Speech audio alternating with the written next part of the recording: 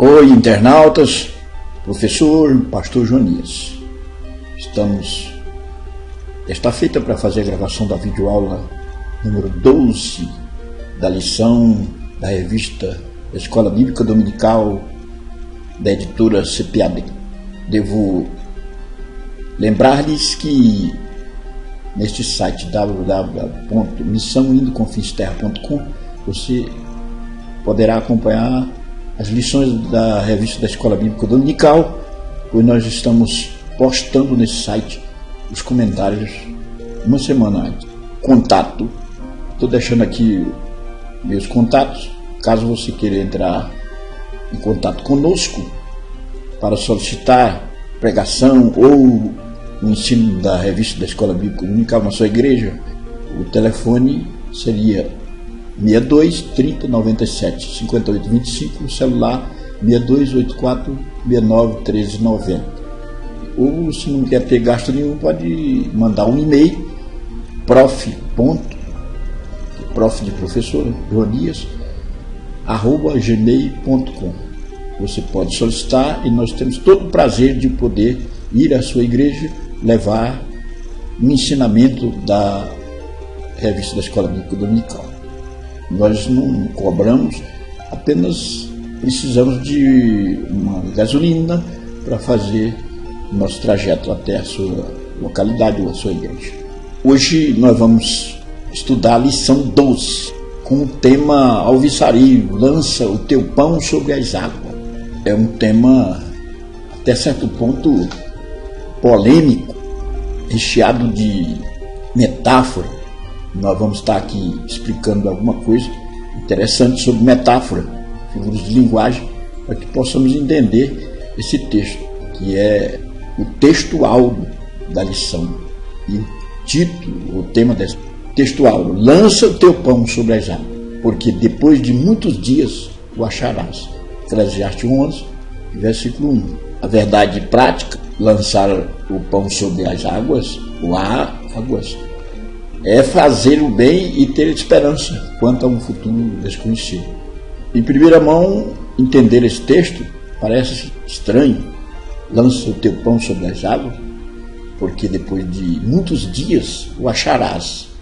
Sobre a ótica do homem debaixo do sol, não é muito fácil entender isto. E o que Salomão queria dizer através do seu livro Eclesiastes, que traduzido significa pregador. Eu quero deixar aos nossos internautas aqui um esclarecimento interessante, que é sobre a aplicação dos métodos de ensino sobre a lição, a classificação dos métodos pedagógicos. Nós podemos utilizar de métodos diferentes para fomentar a revista ou as lições.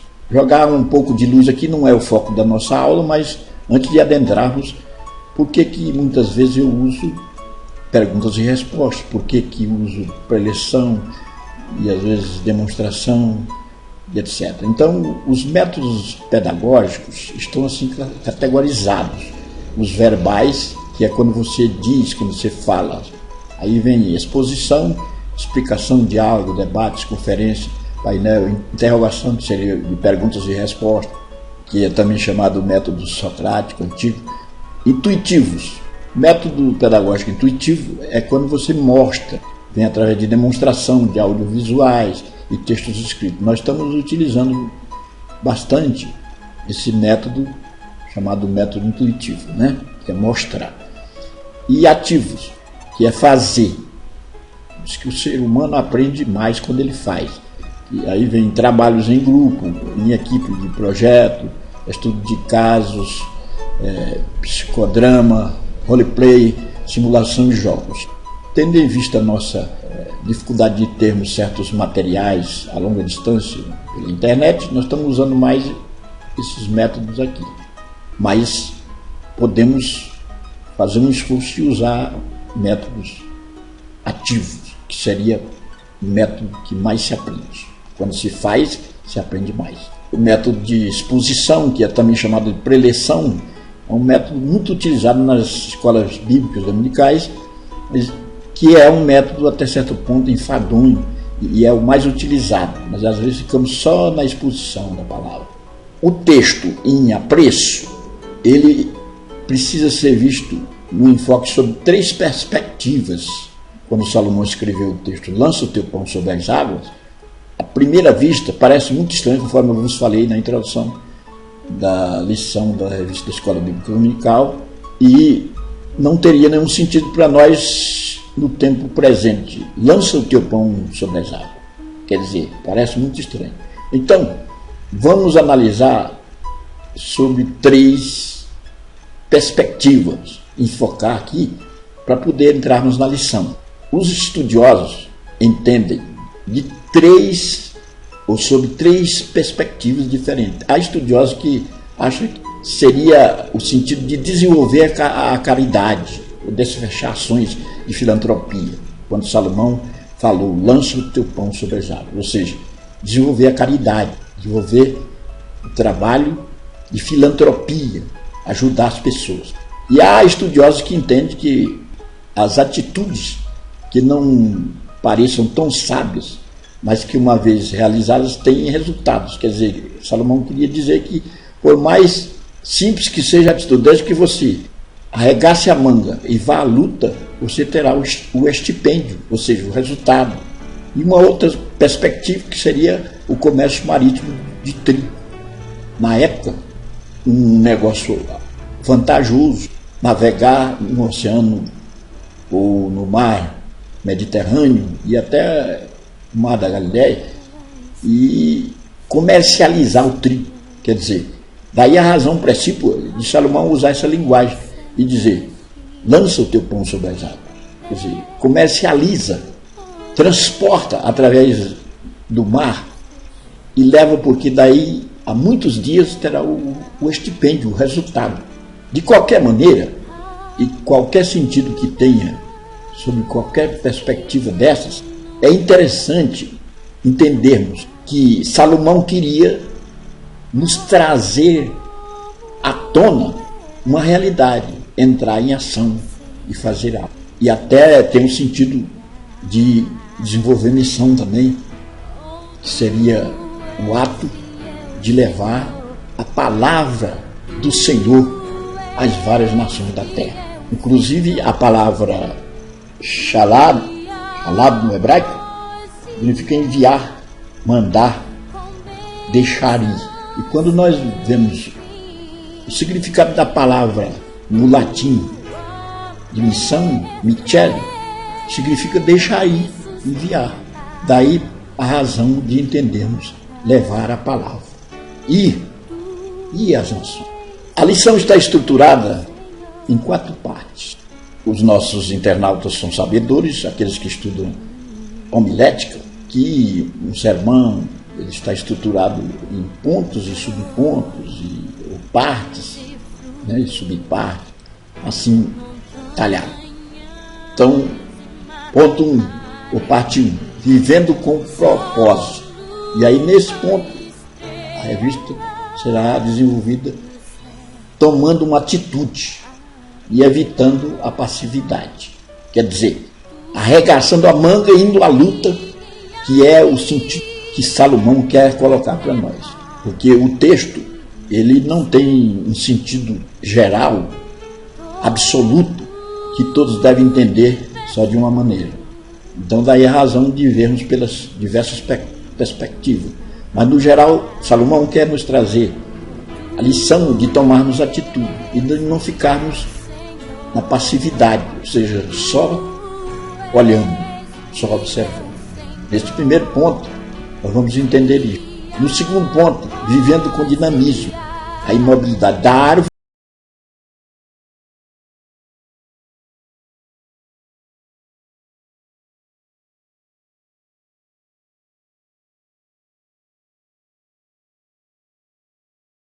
Do vento e das nuvens, que é vivendo o presente, vivendo com dinamismo, não ficando estagnado ou no sentido de inércia.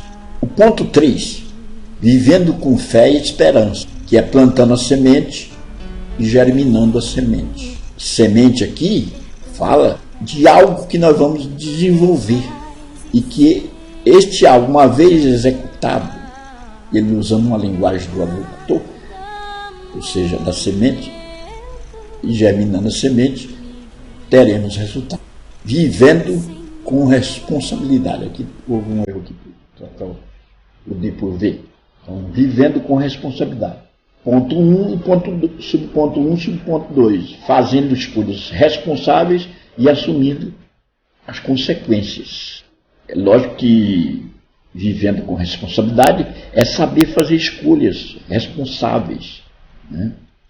E assumir as suas consequências, porque aquilo que se faz aqui tem suas consequências. Nós temos uma assertiva bíblica no livro de Eclesiastes que diz: tudo que te vier às mãos para fazer, faze-o conforme as tuas forças, porque na sepultura para onde tu vais, não há indústria, nem ciência, nem sabedoria alguma. Quer dizer, viver com responsabilidade, desenvolver algo palpável que se possa ter estipêndios no além. E aí vem a questão de lançar o pão sobre as águas, desfechar ações, quer seja de filantropia, quer seja de ir, levar a palavra, qualquer que seja o sentido. É interessante entendermos que quando desenvolvemos projetos firmados em Deus, nós teremos resultados no além. Voltando aqui no texto, eu quero realçar uma realidade para entendermos com mais profundidade esta lição. O que o autor quer nos deixar patenteado. É interessante entendermos sobre metáfora, porque este texto ele está recheado de metáfora. Quando o autor usa o pão, quando ele usa nuvem, árvore, está embutido um sentido que às vezes não lhe é próprio e que precisamos entender o que vem a ser uma metáfora para podermos inferir resultados da lição. Pois bem, as figuras de linguagem, o que vem a ser uma metáfora é uma figura de linguagem. A figura de linguagem, ou figuras de linguagens, são recursos que os escritores usam para conotar uma verdade, dando um toque de requinte e embelezamento à sua linguagem, uma fluência. Então, as figuras de linguagem, ou a figura de linguagem está categorizada assim: figuras de pensamento, figuras de construção, figuras de som e figuras de palavra. Não é o nosso foco ensinar aqui essas figuras, mas só fazer fluir, ou fazer vir à tona, ou despertar o apetite e o interesse por uma compreensão do mundo da linguagem. Então, a metáfora, ou as metáforas aqui no texto, precisam ser entendidas. E o que exatamente é uma metáfora? São palavras comparadas que, uma vez trocado o sentido, representa uma outra verdade. Eu estou usando uma linguagem aqui um pouco truncada, mas eu vou discriminar isso aqui melhor, né? Vou dessecar melhor. Então, palavras ou comparação de palavras que perdem o sentido natural e assumem outra realidade. Então eu vou dizer aqui, coração de pedra. Quando eu uso essa linguagem, pedra aqui não tem um sentido de rocha exposta na natureza, mas tem um sentido de dureza. Então veja bem que o vocábulo perdeu o sentido natural e assumiu uma outra realidade, assumiu um outro valor. Ao invés de rocha, passa a ser dureza. Então fica mais ou menos claro o que ele vem a ser uma metáfora. A metáfora das figuras de linguagem, ela é a rainha, é a principal figura de linguagem, ela sobrepuja todas as demais. Então, o texto recheado de metáfora só é entendido se compreendermos o que o autor quer dizer com essas metáforas. Como nós não vamos utilizar somente o método de preleção e de exposição nesta lição, nós vamos também utilizar o método de perguntas e respostas. ou método interpelativo, ou de perguntas, né? E agora nós vamos entrar mais meticulosamente na lição, utilizando o método de perguntas e respostas, depois dessas explicações no geral, para entendermos com profundidade a lição. O que o sábio quer ensinar ao usar a palavra hebraica shalá, isto é, lançar? Meu caríssimo internauta, o sábio Salomão quer nos remeter a uma situação de inferirmos, de tirar por resultado tudo isto, que devemos entrar em ação, desenvolver algo, e pode ser na área da obra missionária. Então, por isso que eu dei as perspectivas e os enfoques que muitos estudiosos analisam esse texto. Ele traz embutido um sentido de entrar em ação, quer seja de forma mais empenhada ou menos, até mesmo as atitudes que não parecem ser sábias, conforme o segundo enfoque, têm resultados desde que desenvolvamos, desde que entremos em ação. Então, o sábio quer ensinar através da palavra hebraica shalá, isto é, lançar, que é entrar em ação, desenvolver algo, poder, e pode ser aplicado à obra missionária. É uma incumbência nossa, trazendo para o presente, ir ao campo de missão, levar a mensagem. Os nossos projetos precisam ser projetos firmados em Deus. Não podemos ficar só limitados a projetos terrenos, as coisas efêmeras, as coisas debaixo do sol, do homem afunilado, sem visão transcendental. Precisamos entender, entrar em ação, arregaçar a manga, ir ao campo e levar a palavra de salvação a todas as pessoas. Quando o sábio Salomão disse, lança o teu pão sobre as águas, hoje, se ele falasse nessa linguagem, nós não iríamos entender pão sobre as águas.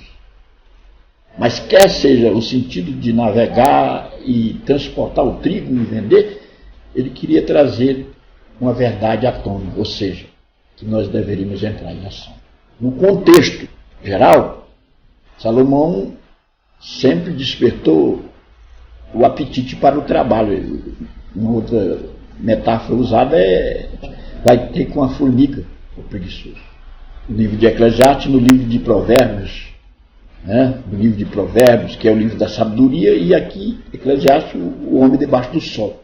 Esses dois livros são livros tidos como livro de sabedoria, só que esse aqui numa ótica humana. Segunda pergunta: como o escritor Derek Kidner destaca a metáfora da nuvem? Que no texto há a linguagem nuvem, né? Com um fenômeno meteorológico, com leis próprias, em desacordo com o tempo e leis dos homens, ou de homens. Então a nuvem aqui entra como uma metáfora, ela tem um sentido metafórico. Não é nuvem em si, o agente portador de água. A nuvem que passa célere e que projeta água. É um fenômeno meteorológico. E este fenômeno, ele foge ou se rivaliza com os fenômenos ou com as leis naturais dos homens. E por isso que muitas vezes nós projetamos algo, nós idealizamos algo e foge do nosso controle, porque as leis da natureza, elas se rivalizam com os nossos propósitos, os nossos desígnios, às vezes. Terceira lição: como agricultores do reino de Deus, o que nos cabe fazer? E ele pede aqui, cite as respectivas referências bíblicas. Semear a genuína palavra de Deus no coração de toda criatura humana. Esse é o projeto maior. E aqui, em Lucas 8, de 5 a 15, você vai ver lá a parábola da semente, né? E auxiliar o próximo necessitado.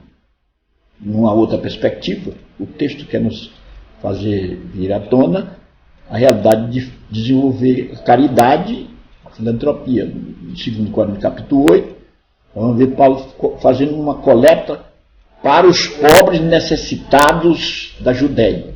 Também em Tiago 27, nós vamos ver ali a verdadeira religião, consiste de cuidar das viúvas, dos necessitados, né, oprimidos, etc. Então, como agricultores do reino de Deus, o que nos cabe fazer? Semear a genuína palavra de Deus no coração de toda criatura humana. O Senhor nos tem determinado: ide por todo mundo e pregai o evangelho a toda criatura. Quem crer e for batizado será salvo, quem não crer será condenado. Pesa sobre os nossos ombros a responsabilidade de irmos ao campo de batalha, irmos aos longínquos lugares e levarmos a palavra de salvação. Quantos oprimidos, quantas pessoas necessitadas que dependem de uma palavra de resgate, que dos nossos lábios possam sair a palavra da salvação. E também quantos necessitados que precisam da nossa ajuda. Aleluia! Quantas pessoas que carecem, que estão necessitadas. E a verdadeira religião consiste de praticidade, não é somente de utopia, de quimeras, devaneios, sonhos ou discursos polidos, requintados de exegese, homilética e hermenêutica, não resolve o problema. Os necessitados esperam por uma ação prática, uma ação desfechada por nós, que possa suprir as suas necessidades. Precisamos cogitar formas que possam auxiliar aqueles que nos circunscrevem. Oh, quantos que estão à margem da estrada a mendigar, que estão carentes, que não têm uma roupa para vestir. Eu estive na África e vi ali a grande necessidade das pessoas. Pessoas que sentam na hora da refeição e comem batata pura, como um almoço sentado no chão. Crianças ávidas por uma alimentação. E quantos países ricos que têm dinheiro, riquezas, ouro, prata, e que têm um sistema de agricultura bem desenvolvido, que poderia ajudar essas pessoas. Quantas igrejas opulentas, cheias de tesouros, de prédios, de monumentos extraordinários, pastores às vezes comprando gado, fazenda e mais fazenda, preparando para se solidificar aqui na terra e ter propriedades. E quantos que estão a carecer de uma ação prática de filantropia? A igreja poderia desenvolver formas filantrópicas para ajudar as pessoas. Quantos doentes? Oh, aleluia! Quantas pessoas que estão a sofrer nos hospitais, que não tem como comprar um remédio, como agricultores do reino de Deus. O que nos cabe fazer? Semear a genuína palavra de Deus, consubstanciada de prática, de praticidade, de concretude. Não é só discurso. A fé sem as obras é morta. Tiago desperta o apetite para desenvolvermos uma verdadeira religião. Como é que está a sua igreja, meu irmão? Vive só de discurso? Você está sempre de festa em festa, trazendo grandes pregadores. Qual é a obra de missão que está sendo mantida pelo seu campo, pela sua convenção, pela sua igreja? Olha, o sábio texto do sábio Salomão, em Eclesiastes 11. Lança o teu povo sobre as águas, desenvolve uma ação prática, desfecha ações nos moldes da praticidade para ajudar alguém. Oh, aleluia! Você é agricultor do reino de Deus. Aleluia! Nós temos aí as referências bíblicas que vos falei. Lançar a semente, a parábola da semente, em Lucas 8, de 5 a 15, e auxiliar o próximo. Uma religião que não organiza um projeto de ajudar o necessitado, ela está divorciada da verdadeira religião.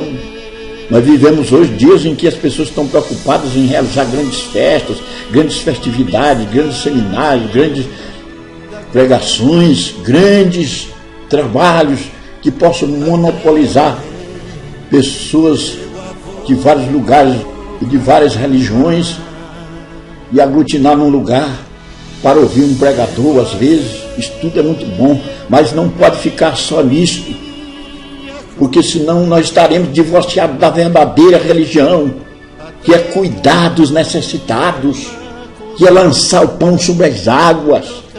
Eu já estive fazendo missão em vários lugares deste mundo e sou um conhecedor das necessidades das pessoas nos vários lugares deste mundo. Estive na Argentina, estive no Paraguai, no Uruguai, estive no Vale do Jequitinhonha, estive na África Central, lá em Moçambique, na África do Sul. A África do Sul está bem melhor, né? Mas a África é um lugar, é um continente em que muitos países ali fazem parte do buraco negro espiritual, a janela chamada 10/40. Pessoas carentes, pessoas que não ouviram o Evangelho, que estão enveredadas por caminhos escabrosos, auspícios de uma religião, e ali a tônica é o animismo. Precisamos resgatar estas vidas e botar numa nova perspectiva, um novo enfoque, uma nova visão e dar o suporte que seria suprir suas necessidades. Qual a razão para vivermos a vida de maneira alegre, mas ao mesmo tempo responsável e santa? Glorificar a Deus. Quando Deus criou o homem, o seu alvo era colocá-lo para glorificar o seu nome. O Senhor se apraz em receber as glorificações das suas criaturas, dos seres que ele criou.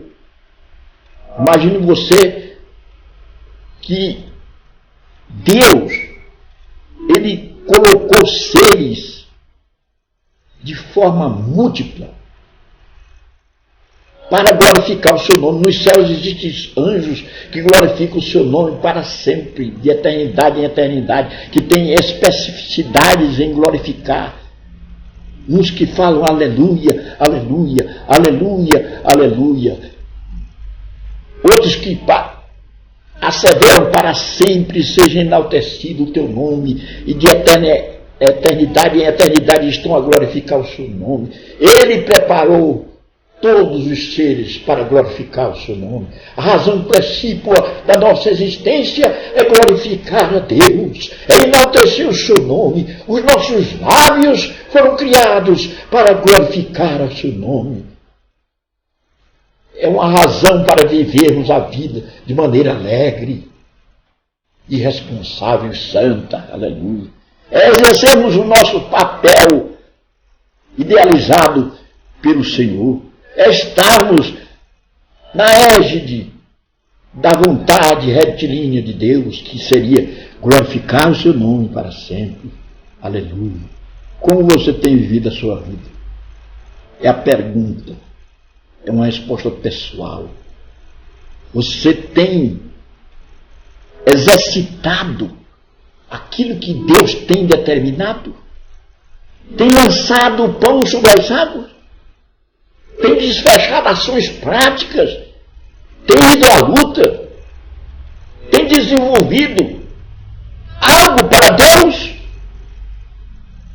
Os seus projetos estão afunilados só para o seu ego, o seu eu,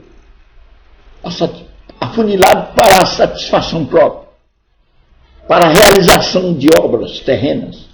Olha, para a sepultura, onde tu vais, onde eu vou, não há indústria, não há ciência e nem sabedoria alguma. Formar um projeto terreno é muito bom, Mas não podemos ficar somente atidos a isto. Fazer um curso superior numa universidade, isso é bom. Não significa que devemos deixar de fazer isso. Mas precisamos lembrar de projetos eternos, de projetos que serão encaminhados por nós aqui na Terra, que tem como objetivo ter um desfecho no além, ter um estipêndio, um resultado no além-túmulo. Precisamos lembrar disso. É o que o texto quer nos despertar a atenção, que possamos desenvolver projetos firmados em Deus. Aleluia. Semear a genuína palavra de Deus. O meu objetivo, através deste site, indo aos confins da Terra, ou missão indo aos confins da Terra, é porque, através da internet, nós atingiremos pessoas nos vários rincões desse mundo. E aí, nós estamos desfechando a ação prática. Não tenho cabedais materiais, riquezas que possam me manter num determinado país fazendo missão, mas, no entanto, nós estamos com um projeto atingindo as pessoas, levando a palavra. O nosso alvo é pregar. Você pode ver aí neste site, é a pregação da palavra, é a escola bíblica dominical, e nós desenvolvemos alguns projetos seculares para polarizar a atenção das pessoas, e aí usamos o que nós chamamos em pedagogia de currículo oculto, e que nós dizemos uma verdade falando outra. Usamos uma forma e aí dizemos certas verdades. Polarizamos a atenção dos nossos internautas. Ele desenvolve um curso ali, mas ouve a palavra. Aleluia. Ação prática. Lançar o pão sobre as águas. Você, às vezes, não tem riqueza, não tem recurso, não tem que possa te manter, mas você pode desenvolver formas que possam abarcar as pessoas e possa atingir através da palavra de Deus. Oh, glória a Deus! Bendito seja o seu nome.